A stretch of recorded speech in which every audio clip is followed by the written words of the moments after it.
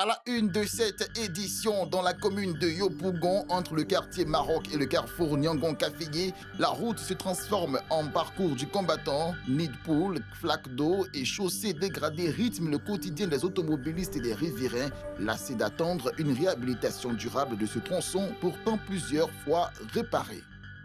Construit il y a près de 40 ans, le canal d'Anoumambo devait symboliser la modernité urbaine. Aujourd'hui, il est devenu un foyer d'insalubrité et de pollution, reflet des défis d'un urbanisme maltraité. Reportage à suivre dans cette édition. À Yopougon, au Pouri-Pouri, lieu célèbre pour la consommation de viande de porc, des jeunes Ivoiriens se battent chaque jour pour leur survie quand d'autres y vont pour profiter de la vie.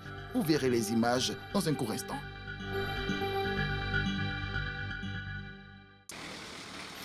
À Yopougon, entre le quartier Maroc et le carrefour Niangon-Caféier, le bitume est dominé par les nids de poules.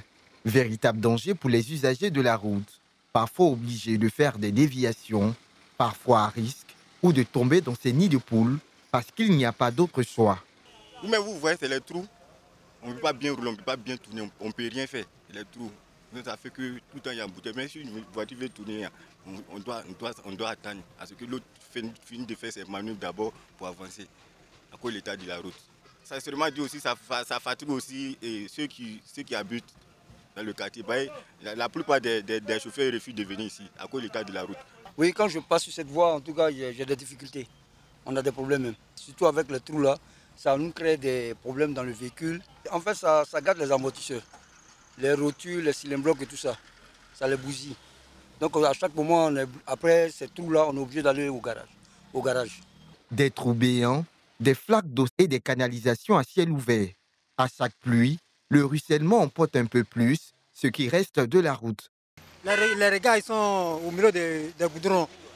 Voilà, donc quand les regards sont remplis, ça déborde. Et quand ça déborde, maintenant que ça commence à causer les trous, maintenant, y compris que les voitures passent dessus. Là. Donc le goudron commence à dégrader. C'est ce qui nous fatigue beaucoup sur le côté de Yopougon ici. Parce qu'en fait, ça gâte toutes nos voitures. C'est ce qu'on m'a dit. Ça, vraiment, ça pèse sur nous-mêmes. Le service assainissement, une branche de la SODECI, qui est chargée de déboucher tout ce qui est égout. Ils passent jour et nuit. Mais c'est difficile pour eux d'intervenir. Ça va couler, ça va couler, ça va couler. C'est lorsque c'est gâté maintenant qu'ils vont venir. Une intervention, ils disparaissent. Ça ne fait même pas 30 minutes, l'eau commence à couler. S'il faut trouver d'autres techniques dans le but que l'eau coule normalement, il y a un grand caniveau qui est à côté. Pourquoi ne pas connecter les égouts au caniveau pour que l'eau parte directement? Une fois que l'eau est partie, là, ça sera facile pour nous. Nous-mêmes particulièrement, on peut se démerder, trouver des sacs de ciment dans le but de boucher les trous pour pouvoir travailler normalement. Parce que sincèrement, c'est difficile. L'accès est très, très difficile. Habitants et transporteurs partagent le même calvaire. Certains contournent la zone, d'autres n'ont pas le choix. Résultat, des retards, des véhicules en panne et une circulation au ralenti. On aimerait que l'État puisse jeter vraiment son regard sur ce problème-là pour pouvoir nous aider. Ça fait que même les transports même sont devenus le coût des transports est vraiment c'est très cher. Ça nous fatigue. Tu veux quitter ici, mais pour aller là-bas, on te dit 200, 300. Or, on est au niveau de choses Mati. Vous voyez, non? Donc, essayez de revoir ça. Pour rappel, ce tronçon a été plusieurs fois réhabilité pour améliorer la circulation. Aujourd'hui, le bitume s'effrite, les jours passent et la colère monte.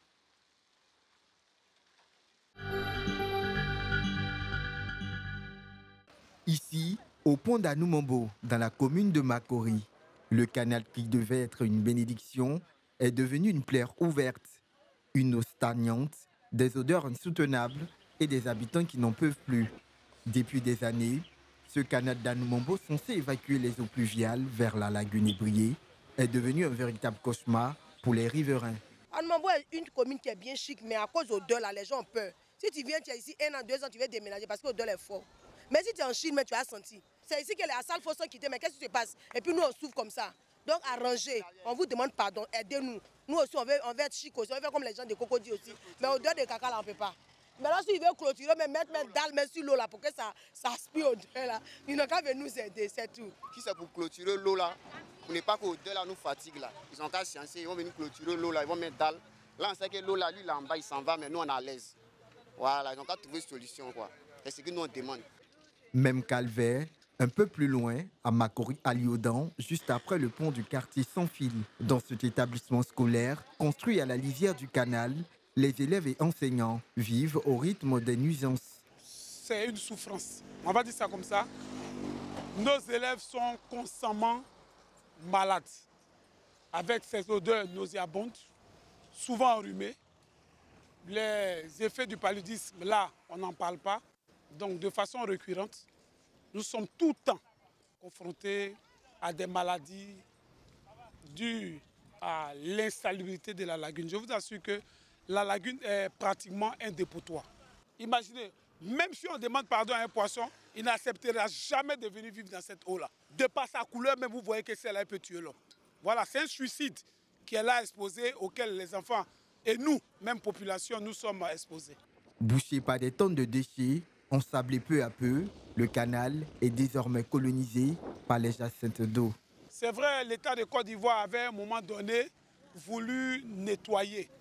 Il y a des agents, je crois, de la salubrité qui étaient venus pour nettoyer avec des engins, mais ça n'a pas perduré. Vu qu'au niveau de la lagune, là, à cet endroit-là, il y a des carcasses de voitures qui sont là, dû à la situation de 2010, des véhicules qui ont été découpés, déversés ici. Donc ça a été un peu difficile pour les machines de pouvoir faire ce curage-là. Mais on en a besoin, curer la lagune et puis sensibiliser la population. Il faudrait que chacun de nous se sensibilise. Dire que la lagune n'est pas un dépotoir. C'est un endroit qu'on peut exploiter en bon escient. Construit entre 1978 et 1984, le canal d'Anoumombo avait un rôle clair, drainer les eaux de Makori et de Koumassi pour assécher les zones marécageuses. 40 ans plus tard, cet ouvrage vital est devenu le symbole d'un échec collectif entre urbanisation, incivisme et manque d'entretien. Ce canal devait évacuer l'eau des pluies. Aujourd'hui, il noie peu à peu la vie de ceux qui vivent à ses abords. Dabé Nobo, président du Front patriotique panafricain FPP, revendique la paternité du combat pour l'abaissement à 18 ans de l'âge d'éligibilité à toutes les élections en Côte d'Ivoire au cours d'une déclaration ce jeudi 6 novembre à Abidjan. Selon lui, plusieurs acteurs politiques se sont attribués cette avancée sans jamais reconnaître son rôle d'initiateur. Aujourd'hui, nous sommes fiers de constater que plusieurs acteurs reconnaissent enfin la pertinence et la légitimité de notre combat. Celui qui vise à permettre aux jeunes de 18 ans d'être candidats, ne serait-ce que d'être candidats à toutes les élections de notre pays, la Côte d'Ivoire. Cependant, nous sommes profondément étonnés et indignés de voir certains tenter de nous dénier la paternité de ce combat que nous avons initié depuis 2022. Nous refusons que des individus mènent notre lutte par procuration, une lutte qui nous ni portée ni nourrit à sa naissance. Apprécier la beauté de l'œuf tout en oubliant les efforts de la poule est une ingratitude morale et politique. C'est bien le Front patriotique panafricain qui a lancé et conduit le combat de notre génération, celui de la jeunesse consciente, et engagé pour que les jeunes de 18 ans aient le droit d'être candidats à toutes les élections de notre pays, la Côte d'Ivoire. Nous ne céderons ni à la récupération, ni à la falsification de notre histoire. Nous restons ouverts à la contradiction politique, au débat d'idées et à la confrontation loyale, car la vérité finit toujours par triompher et cette vérité est claire. C'est nous, le FPP, qui avons amorcé ce combat historique pour la jeunesse ivoirienne et africaine. Par ailleurs, le FPP a annoncé sa participation aux prochaines élections législatives, une première pour cette formation politique qui dit vouloir donner une voix nouvelle à la jeunesse et au patriotisme africain. Face à ce blocage, le FPP a décidé de ne pas rester en marge du processus. Nous avons pris la décision d'envoyer des représentants en mission à ces élections législatives. Leur rôle sera clair, porter ce combat au sein de l'Assemblée nationale et poser officiellement la question de l'éligibilité dès 18 ans sur la table des réformes politiques à venir. C'est une décision stratégique patriotique et courageuse, car le changement ne se mendie pas. Il se construit par la présence et la persévérance. Dabe Nobo a conclu en lançant un appel à la reconnaissance et à l'unité, estimant que l'essentiel n'est pas seulement d'être éligible à 18 ans, mais de croire qu'à cet âge, on peut déjà changer la nation. Faut goûter voir. C'est bien fait, c'est la maman. Faut voir. Faut goûter voir. Ouais. En plein cœur de Yopougon, entre fumée et grillade, voici le Pourri-Pourri, un lieu populaire animé où se rencontrent travailleurs, étudiants et habitants de la commune. Ici, le tas de la viande des porcs est de 1000 francs CFA, tandis que, dans certains endroits, le prix varie entre 1500 et 2000 francs la viande fraîche. Maman, goûtez voir. C'est bien fait. Faut goûter, maman. Lui, c'est Kakou Jean Audrey. À 26 ans, ce père de 2 enfants rêvait d'un avenir dans la mécanique industrielle. Mais la réalité l'a poussé à emprunter un autre chemin. De nature, je suis mécanicien industriel. Donc, comme je n'ai pas les pièces d'identité pour avoir les poster mes dossiers dans les sociétés, donc je viens faire un peu, au moins 2 mois, dedans, 3 mois, garder un peu d'argent, aller faire mes papiers et puis aller poster mes dossiers dans les sociétés. C'est prêt, on prend un peu, comme ça, avec les cuidants, un peu de piment poudre, pour aller au bord, pour aller attirer les clients. Maintenant, quand on donne aux clients qu'ils reviennent, ils viennent à la grille pour venir acheter. On fait le tas à 1000 francs, du 3 tas à 2500. Depuis quelques mois, il propose du porc grillé aux passants. Un métier appris sur le tas et surtout par nécessité. Mais ce n'est pas tout le monde qui aime ça. Il y a d'autres, par contre, ils goûtent et puis ils reviennent après. Il y a d'autres ici qui goûtent. S'ils ont aimé le goût, ils viennent vers toi. Nous sommes nombreux à faire goûter. Peut-être si un client vient, il peut goûter au moins pour 3 personnes et puis faire le choix. Maintenant, quand il finit de faire le choix, il s'en va, il achète.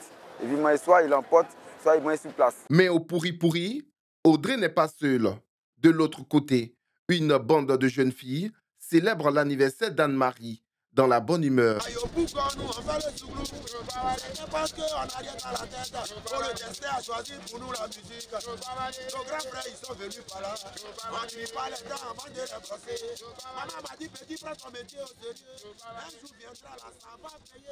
J'ai pas habitude de venir depuis que j'ai l'âge de 8 ans en fait. Je mange ici, à tout, la nourriture est très bonne. Donc aujourd'hui, je fête mon anniversaire, donc il y a des amis, moi et mes amis, je les ai invités à venir manger, partager du bon porc. Ici, on vient manger, discuter, se détendre. Depuis 2013, Ake Edwige accueille différentes personnalités. Il y en a beaucoup de clients, surtout le week-end. D'autres font des commandes en intérieur, en livre. On a beaucoup de clients. C'est pas tout le monde qui paye. Parce que ça dépend. Si la goûter, ça ne lui plaît pas, il s'en va ailleurs. Si la goûter, ça lui plaît aussi, là, il paye. Quand on dit pourri, c'est-à-dire c'est légalisé. Ici, il y a 1000 francs, tu manges quand tu es rassasié. C'est la Côte d'Ivoire qui gagne au fait. Voilà. Donc avec 1000 francs seulement, moi je donne mes 1000 francs, je suis bien rassasié. Je ne cause plus avec quelqu'un. Si tu veux voir manger un cocody, 100 000, 60 000, mais c'est même d'aïko que Côte d'Ivoire veut. Pour Audrey, ce n'est qu'une étape. Il espère un jour exercer le métier qu'il a appris. Tu as honte, tu vas perdre beaucoup de choses. Moi, il y a 2 enfants. Donc quand il vient, il sait pourquoi il vient. Donc histoire de honte, histoire de paresse, il enlève ça de côté. Il vient sur le terrain, il sait pourquoi je suis venu. Si aujourd'hui, je me décide à vendre 10 cartons, 11 cartons, je fournis les efforts pour que tout finisse avant que j'y rentre. Face au chômage, beaucoup comme lui choisissent la débrouillardise. Dans les rues d'Abidjan, des histoires comme celle d'Audrey sont nombreuses. Celle d'une jeunesse ivoirienne déterminée à avancer coûte que coûte.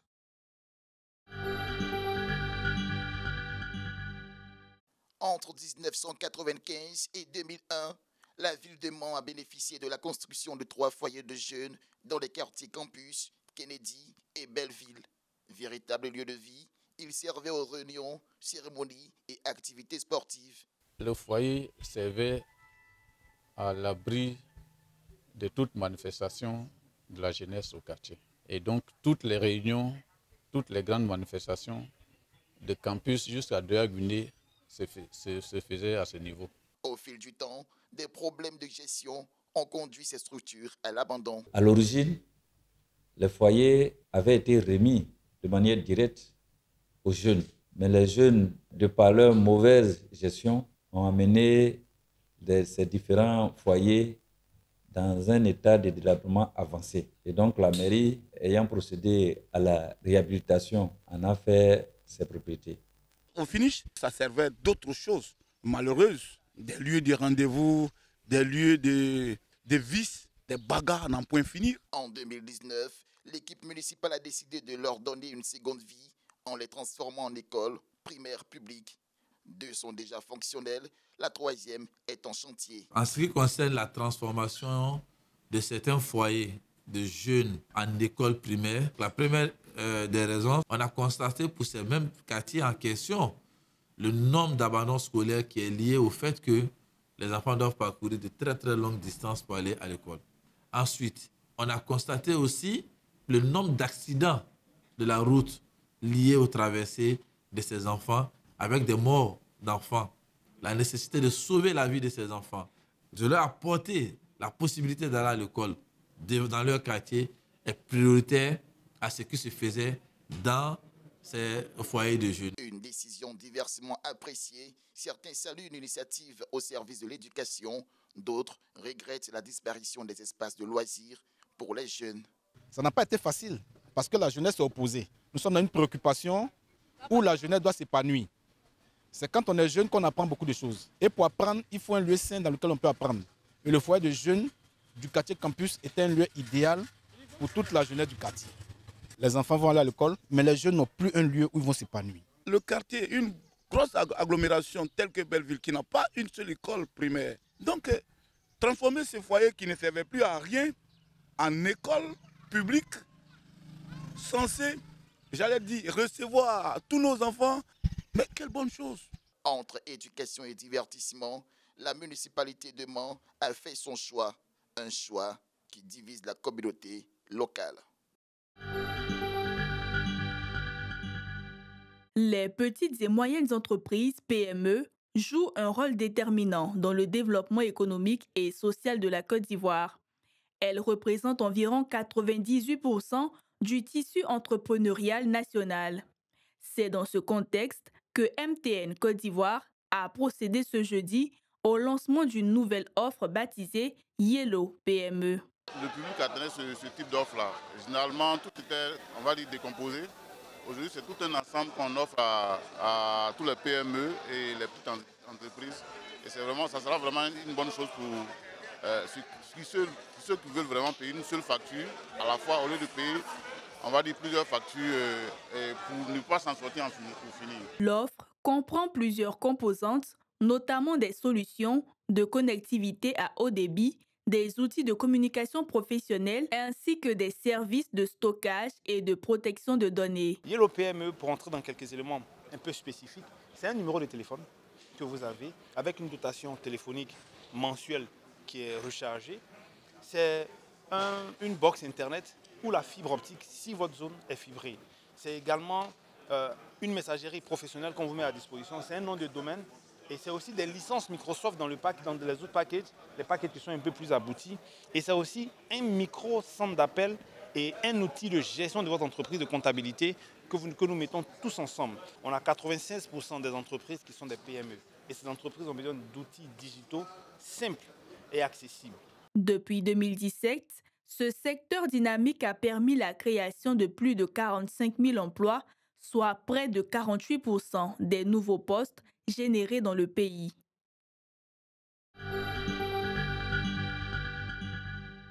La liberté d'expression est un droit fondamental qui permet à chacun de partager librement ses opinions par la parole, l'écrit ou l'image et de s'informer sans entrave. Véritable pilier de toute démocratie, ce droit peut néanmoins être encadré afin de garantir le respect des droits d'autrui. Mais peut-on réellement tout dire au nom de la liberté d'expression? Et quelle est aujourd'hui la perception de ce principe par les Ivoiriens? C'est vrai parce qu'on a la liberté d'expression qu'on doit tout dire. Parce que la liberté d'expression, c'est vrai que c'est l'opinion personnelle qu'on doit donner, mais il doit y avoir des réserves. Ces personnes, en fait, ils sont dans l'euphorie sur les réseaux sociaux et autres. Bon, ça, c'est leur avis. Mais je pense qu'ils doivent avoir certaines retenues. Par exemple, les injures ou bien critiquer ce qui n'est pas à critiquer, s'occuper de tout en fait. Dans un pays, il y a des lois. Hein. Voilà, donc la liberté ne peut pas de tout dire. Et puis souvent, pour parler aussi, ça dépend de ton milieu, là où tu te trouves. Tout d'abord, nous sommes tous africains. Et en Afrique, on a des valeurs. Voilà, depuis le bas âge, il y a l'enseignement. Donc mon éducation ne me permet pas de tout dire. Et on prend sur le thème du village. Il y a un chef du village. Le sujet peut s'arrêter devant le chef du village pour parler comme il veut. Donc, ça veut dire qu'il n'est pas libre de dire tout ce qu'il veut. La liberté d'expression ne nous permet pas de tout dire. Parce que nous sommes dans un pays avec des lois, avec des constitutions. On a le droit de parler, mais on n'a pas le droit de tout dire au fait. Voilà, il y a parler, mais parler, le savoir parler aussi est là. On a le droit de parler, mais pas d'arriver à un certain niveau. Sous peine de sanctions. Pour certains, la liberté d'expression n'est pas une réalité en Côte d'Ivoire. On peut le dire, hein, c'est pas effectif. Voilà, puisque déjà, on a vu, je ne sais pas si c'est un procureur dit à la télé qu'il est interdit de même liker, même commenter une publication d'autrui. Donc si on m'empêche de commenter, c'est que la liberté d'expression n'existe pas encore en Côte d'Ivoire. Non, ça, c'est pas encore d'Ivoire, c'est pas ici. Ça peut pas. Tu peux pas t'élever comme ça. Tu vas me dire, c'est vrai. Donc, tout dépend. Nous, si on n'est pas à l'Occident, c'est vrai, on suit un peu les choses de l'Occident, mais on n'est pas à l'Occident. Ah, c'est en France, tu peux t'élever pour siffler le président. Mais si tu vas t'élever pour siffler le président, non, ça peut pas, c'est pas possible. En Côte d'Ivoire, ce droit fondamental est garanti par l'article 19 de la Constitution. Cet article reconnaît à tout citoyen la liberté de penser et d'exprimer ses opinions, qu'elles soient philosophiques, politiques ou religieuses. Il stipule également que chacun est libre d'exprimer et de diffuser ses idées dans le respect de la loi. Autrement dit, la liberté d'expression n'est pas absolue. Elle peut être restreinte dans certaines circonstances, notamment pour préserver les droits d'autrui, la sécurité nationale, l'ordre public, la santé publique ou encore la morale.